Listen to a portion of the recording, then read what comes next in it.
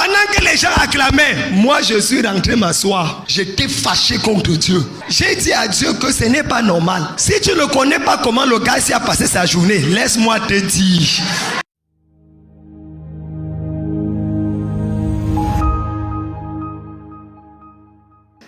Un jour, il y a de cela quelques années, je suis allé au Brésil. J'avais été invité par Link, Leadership International Network. C'est dirigé mondialement par un japonais, Kikuchi. C'était un rassemblement de tous les hommes de Dieu de la planète. Et j'étais privilégié d'être l'un des rares noirs à être orateur à cette convention. Lorsque nous arrivons, la convention avait lieu à Brasilia. Bon, quand on arrive, je devais être l'un des orateurs parce que j'avais déjà fait quelques temps à Rio de Janeiro au Brésil. Et l'impact était là. J'avais rencontré le gouverneur de Rio de Janeiro, rencontré beaucoup d'autorités il y avait une ou deux résurrections qui s'étaient passées. Alors, donc quand on m'a invité là-bas, j'étais le plus jeune prédicateur. Et le gars qui avait le feu, j'avais mes 25 000 personnes à prêcher, mon frère. Ce n'est pas tous les jours. Ta vie peut changer. Donc, on nous a mis dans un hôtel 5 étoiles. Sur l'hôtel 5 étoiles, avec les orateurs, je devais prêcher le premier jour, mais il y avait un bishop américain qui devait prêcher avant moi. Donc, ma chambre était au-dessus et sa chambre était là. Donc, chaque fois, pour le connaître, je le viens, il n'est jamais dans sa chambre. Je vois le bishop en train de nager dans la piscine. Moi, j'étais enfermé dans ma chambre. Je priais en langue. Je crie Dieu, aujourd'hui, tu dois prouver que l'onction est africaine. Seigneur, je le manifeste. J'étais déterminé parce que c'est une occasion. Donc, à midi, on apporte à manger. Pim, bon, les gens viennent avec la nourriture. Je dis que non, tu ne tenteras pas l'Éternel ton Dieu. Je ne mange pas. Frère, la nourriture sentait bien.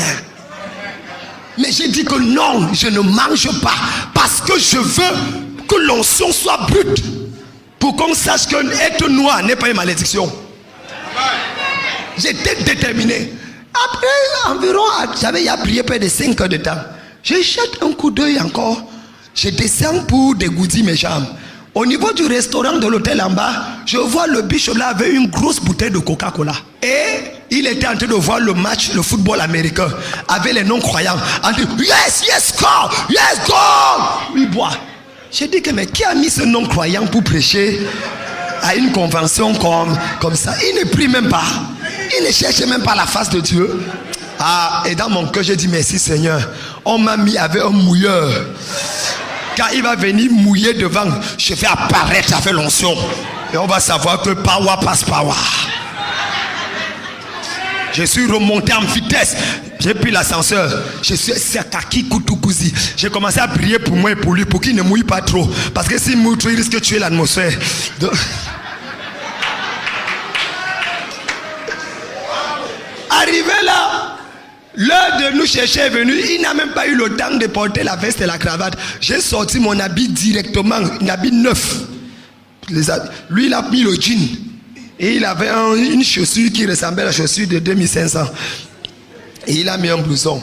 Il a pris son iPad. Il est arrivé. J'ai bien demandé, j'espère que celui-là prêche avant moi. On m'a dit oui. Il dit parce que si je prêche avant lui, il risque de ne plus prêcher. On dit non, attends. Arrivé sur l'hôtel, il était assis là. Pendant qu'on était en train de louer le Seigneur, d'adorer, il était avec le iPad, en train de jouer les jeux sur le truc. J'ai dit que merde. Ça, c'est même qui ça? J'ai dit que quand je vais prêcher, il va d'abord me retourner sur lui et dire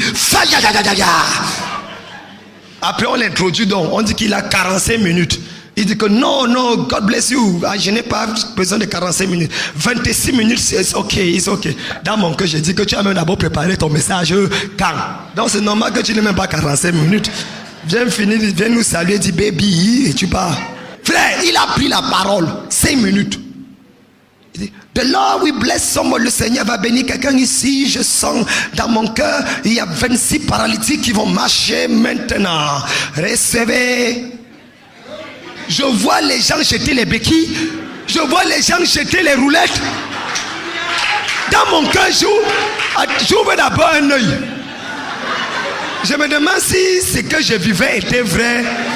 Ou bien c'est qu'on a montré un épisode de Renard Bonke qui était en Afrique. le Seigneur guérit maintenant 18 aveugles. Vous voyez, les gens commencent à voir. Moi-même, je me suis levé pour guetter, pour voir si ce n'était pas fabriqué. J'ai vu comment quelqu'un marchait et voit. J'ai dit, ah! Pendant que les gens acclamaient, moi je suis rentré m'asseoir. J'étais fâché contre Dieu. J'ai dit à Dieu que ce n'est pas normal. Si tu ne connais pas comment le gars s'y a passé sa journée, laisse-moi te dire.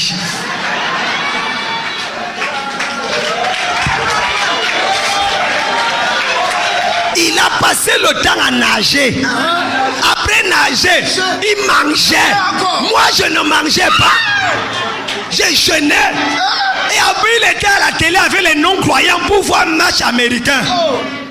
Seigneur, c'est moi que tu devais bénir. C'est pas lui. Pendant que je parle, j'entends l'esprit me dire, demande qui est cet homme. Je demande à quelqu'un qui était assis à côté de moi, le gros bishop là, c'est qui même? Bon, il avait environ 38 ans. On dit que non, tu te rappelles des Quakers avec Guillaume Penn, avant que le pentecôtisme n'existe, quand ils sont arrivés aux États-Unis, son arrière-grand-père était bishop.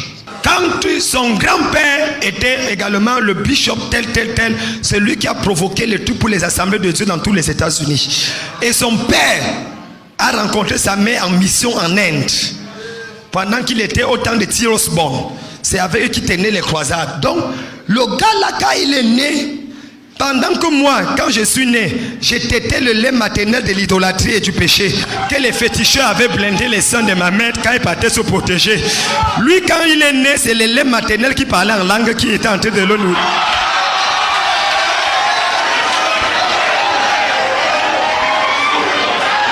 J'ai compris qu'il y a quelqu'un qui a payé le prix à sa place. Et c'est pour ça que je me tiens ici aujourd'hui. Aucun de tes enfants ne souffrira ce que tu as souffert.